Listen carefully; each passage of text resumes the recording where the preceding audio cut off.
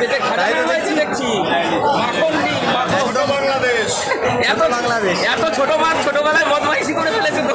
কি রাম, তাই তো অল্প পেকে বয়সে গেছে। পেকে গেছে। একদম ইলিশ এও দেখছি ডিম হয়ে গেছে। অল্প বয়সে পেকেছে। আর এই সময় ডিম হবেই মাছে। এই যে দেখুন বাবা,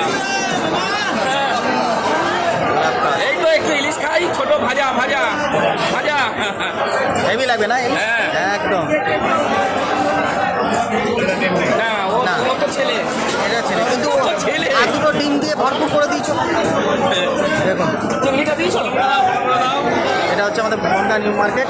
এই হচ্ছে গৌতম দা, আর এই আছে রাজুদা। ভালো আছো তো রাজুদা? দু একটা ইলিশ দেখিয়ে দাও তোমার বন্ধুদেরকে কাঁচা কাঁচা।